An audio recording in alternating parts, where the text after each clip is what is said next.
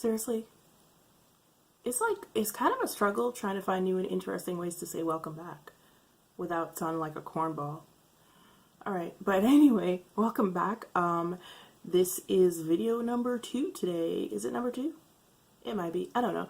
But whatever the case, we're still delving into the new items that I got last week. Like literally in 1 week, I probably got like 10, 15, whatever. It doesn't matter. It doesn't matter. So recently, Huda debuted 8 new loose powders. And I love loose powders, and like you guys know, I like my Huda stuff. So, you know, since even though I don't get everything from the brand, I was very interested in the powders. Now, there was this huge controversy on social media in regards to, you know, her campaign for the powders, and the fact that she named them Easy Bake powders. But logic would say if these are powders meant for baking, which is what clearly she meant them to do, what else was she going to call them? It was cute. Easy bake. Easy. Get it? Easy bake. So that's what she called them. So people were looking at the campaign and they were looking at the packaging. And yeah, I did kind of side-eye the packaging a little bit, because I was like, you know, the colors are very similar to Beauty Bakery colors. But at the same time, even though we do know that Beauty Bakery's niche is this, you know, they have this whole bakery theme happening, does that mean that no other brand can use the same theme? When did they send out that memo? Did everybody get it? Because, you know, if nobody else can do it, then everybody should know. So basically, to me, Tempest in a Teapot, it's a really stupid controversy. So that's my thought on it. I picked up 2 of the powders. There are 8 powders. I picked up 2 of the powders, and like I said, they're all bakery themed, so everything is named off of desserts. And I didn't realize that they were named off of desserts until I picked up 2 colors. I picked up cinnamon bun, and I picked up kunefa. Kunefa is a Palestinian dessert, but they have it all over the Middle East and Turkey and stuff like that. It's spelled kunafa, but it's actually pronounced kunefa. And kunefa is usually kind of like, I don't really know how to explain it. The closest thing, like if you're Desi, then you know gulab jamun. This is what Palestinian kunefa is like, gulab jamun. It is a kind of a cheese.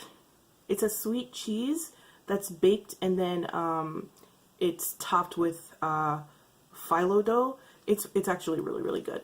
But yeah, so all of these are named after desserts, and I didn't actually realize that they were named after desserts until I saw kunefa, and I was just like, why would she name that kunefa? And then I looked at the rest of them and I was like, oh, bakery themed.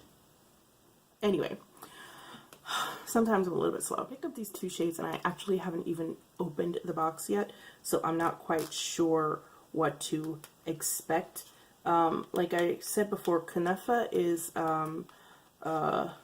kind of a yellow dessert. It's it's a bit yellow, so it should be interesting to see the shade of this powder. I really should have opened this before I started talking, but it's me. And I didn't expect it to be this hard to open. Okay, so normally I don't get yellow powders because they typically don't look good on me, but I wanted to try anyway. And there were 2 other powders there that looked like they would work, but I just decided to go ahead with kunefa and with a cinnamon bun. Now, I saw cinnamon bun and I saw someone swatch it and it looked a little bit dark and whatever.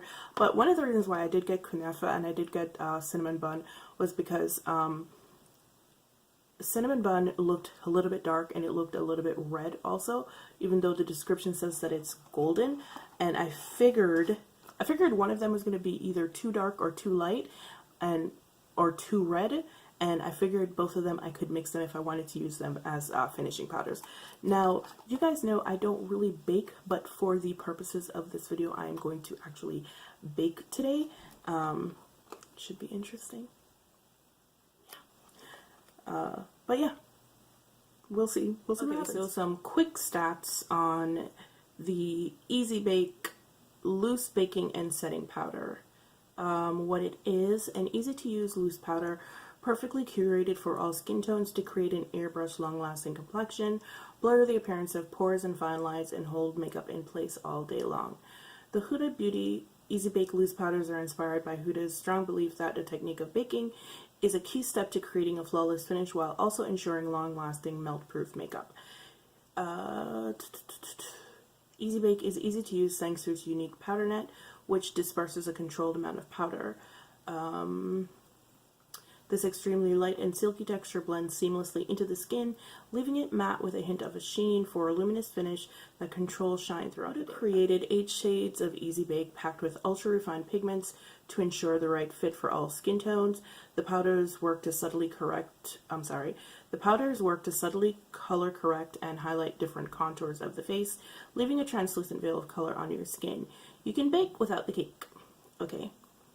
The formula contains vitamin E and is non-comedogenic. It is long-lasting and fade-proof for up to 10 hours with excellent coverage and no flashback in photos. I've actually heard that there is some flashback on some of the shades, but we won't know because I don't take flash photography anyway, so it doesn't bother me one way or the other. Like I said, I got Cinnamon Bun for rich skin tones, golden undertones, brighten and disguise under-eye darkness, and Kunefa is deep tan and rich skin tones, golden undertones, brighten and disguise under-eye darkness, right? It is a $34, and for $34 you get, it doesn't say how much. You get 20 grams. That's not a lot for $34, really. You get 0.71 ounces. That's, okay. Not a fan of that. Yeah. That's not normally I would use, because I have it, I would use the Huda foundation to on my face, but it is normally a little bit too yellow for me, and this time of the year I don't think that it would be a really good match for my skin tone. I would have to adjust it, and I actually don't want to do that because I do want to give the powders a pretty decent chance to shine on their own or fail on their own. So I don't want to add something to the mix that might either change the finish, the longevity of the foundation, or the texture of the foundation, and then have the powders, you know, fail or succeed on that. So the foundation that I'm actually using today is a Dior Undercover Foundation in 51 Praline. And yeah, so let's just go ahead. I'm going to use the concealers that I always use for under eye concealing, because I don't want to change up the routine. I know how these concealers behave, so these are what I'm going to use. And normally I use these concealers. These concealers are the Wet n Wild Photo Focus concealers. I normally use these because I don't have to set them with powder. Like I said, I don't bake very often. It's a very rare thing that I do, because I think that most baking powders, I have like these tiny little bumps under my eyes, and most baking powders either emphasize those little bumps and make them look, makes my under eye look very dry, or like the Kat Von D powder, I want to put like a lot of flashback and it just doesn't look great. So this is going to be a test for me today also, to see if I've actually found a under eye setting powder that I actually like. I'm going to use Kunefa for under eye, and I'm also going to use it to sculpt out my cheeks a little bit. Just a little bit, not a whole lot, nothing huge. And yeah, we'll just see how that goes. Yeah.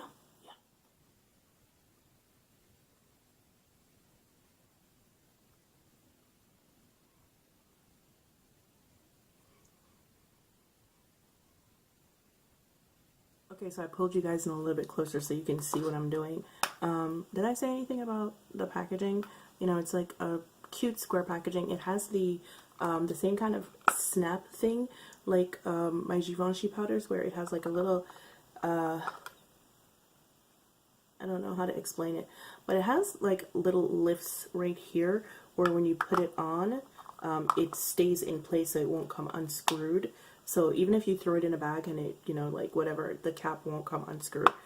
And this, I think, is absolutely brilliant. I absolutely hate getting powders in the well of my bottles. So, ooh, that's extremely finely milled. Ooh, it smells like oud.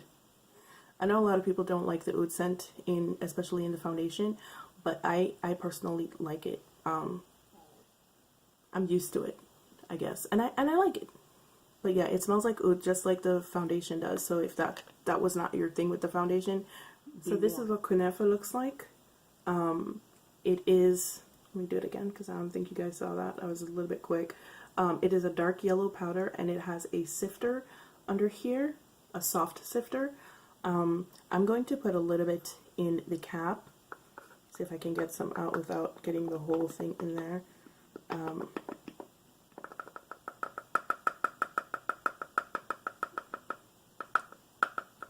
And then I'm just going to take a damp beauty blender and set my under eyes. I don't want to wait too long to set my under eyes because I've already put on my concealer. And I'm hoping that I'm doing this right, but probably not.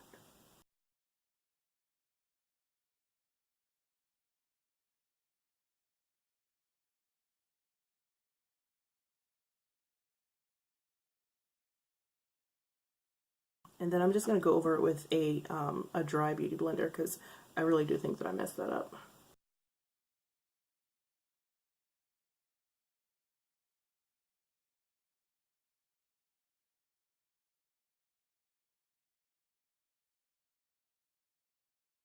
This is actually a pretty good experiment because I can see whether or not using this powder dry or wet is better.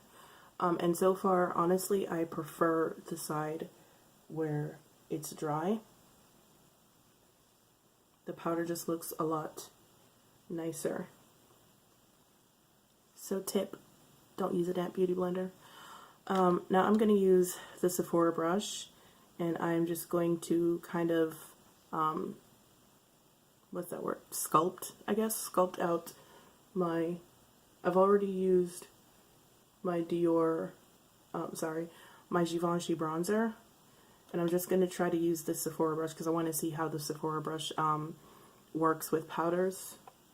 And I'm just going to use it to kind of sculpt out underneath the hollows of my cheek.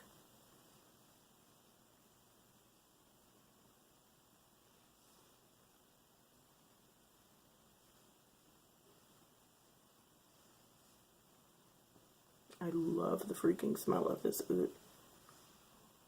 I know a lot of people hate it, but I don't. I actually really like it. Alright, so I'm going to let it sit for a little bit. How long do you need to let something sit to bake? Like 5 minutes? 10 minutes? Then brush it off? It is now 5:50.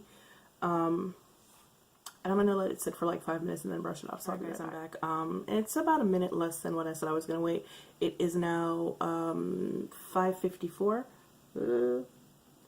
And I'm going to use this big e.l.f. brush to just kind of try to sweep away the powder underneath my eyes and see how well that goes. Oh.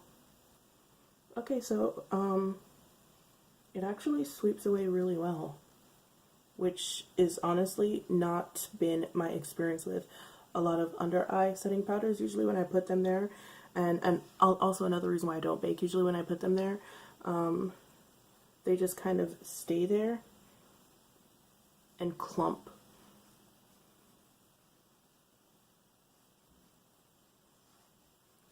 All right. So far so good. Those little bumps under my eyes are still there. Like, those are hereditary. I don't think that anything, I don't think any other powder would do anything less. What do I think? It is a very finely milled powder. As usual, I don't like yellow powders, so while I think my under eye looks very brightened, I'm still not a fan of yellow powder, so I don't really care for the look very much. But my under eye is very brightened, I guess. Okay, so I'm going to use, what is it called? Cinnamon bun? Cinnamon bun. I'm going to use cinnamon bun all over my face. And that's what cinnamon bun looks like. That's the color. And I'm just going to use this big fluffy Sephora brush, and I'm going to stipple it all over my face in the manner that I normally do with all of my powders. I'm not going to do anything different.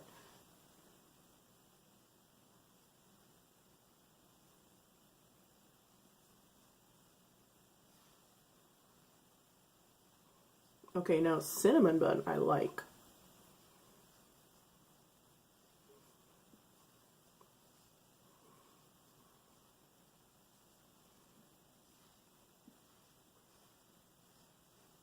Like, this is a true translucent powder. Like, there's absolutely no color whatsoever. But my skin looks very airbrushed. This is a true translucent powder. A true golden translucent powder. A lot of translucent powders that are meant for deeper, darker skin tones tend to have a little bit of red in them. That's one of the reasons why I don't like the Laura Mercier medium deep setting powder. Yeah, I like cinnamon bun. I do not like kunafa. So, okay. I won't say that I don't like kunafa. I like the color. I'm just still not a fan of baking my under eyes because I think it looks dry. I don't think that's ever going to change. No matter what powder I use, I don't think that's going to change. So that's not something I'm going to do ever again. But cinnamon bun is nice. But yeah, so tell me in the comments below, what do you think of my face? Personally speaking, I think I look like airbrushed and bomb. I'm here for it. I like it. I don't like the baking. I'm not going to do that again. Like I said, it's just not for me. Not everything is for everyone. I will use kunafa though, because that is like that's one of the nicest yellow powders that I've used in a while. Usually they're a little bit too yellow for me. This has like a very tiny hint of a golden beige in it, so it's not terrible. And I actually do like it, and I think I would be able to use it as a finishing powder. These powders are so finely milled that there's like almost no color at all. Like, there's just enough color in it that it doesn't make your skin look ashy. That's what it is. There's just enough color that you're not going to look ashy. And they're really, really finely milled. Some people are not going to like the scent on it because not everybody, most people, I feel like if you're not intimately acquainted with the Arab world, or if you're not Muslim, then you probably don't know what oud is, and it's a very odd fragrance to a lot of people. But personally, like I said, I'm used to it, so, and I actually do like it. And it is in the powder. It's pretty much in all her complexion products, I believe, except for the lipsticks. They're not in the lipsticks. I would die if they were in the lipsticks. Like that, I couldn't handle. But it is in the powder, so if you don't like it in the foundation, then you're not going to like it in the powder. Oh my god, my face. I'm just looking in the mirror at my face and I'm like, who are you? Why do you look like this? Oh my god. Alright, let me stop. Alright guys, I gave you all the information. $34, less than an ounce, a significant amount less than an ounce, which I'm not really cool with. I'm not here for that. That's kind of trash. But, you know, whatever. Finely milled powder, sifter, net sifter, which is really good. Less product actually comes out that way because the net kind of catches the powder and holds it there. And also, you know, the little thing to stick back on top of the net so you don't get powder in the well. I'm here for the packaging. I really like the packaging. I'm glad someone finally did something like that because it's annoying to open your powder every time and like everything is everywhere. And if you want to give something away to someone, you don't want to give them something where, you know, like powders in the well is like, oh my god, this is so gross. Like, and I give my stuff away a lot, so that is actually a consideration for me. So I'm glad someone actually did that. I'm here for it. Alright guys, this is my face after, you know, all the powders and stuff. I'm loving this. I'm actually really liking the finish of this powder. Obviously, the next video will tell you what I think about, well, not the next video, the next section of the video, because we're going to do a whole wear test and stuff tomorrow, when I'm actually going to be out and about all day. And I'll tell you then what I think of the longevity and the wear of this powder. But yeah, I really like what my face is looking like. Like I'm looking at my face in the mirror behind the camera, and I'm just like, I'm kind of blown away because I just look airbrushed and perfect, and not like in a fake dolly kind of perfect way, but in a very natural kind of way, and I am here for it. I really am. It doesn't look dry, which, yay. But yeah, guys, you tell me what you guys think in the comment section below. And as usual, it's been real, it's been fun, and I will see you guys in the next one. Bye!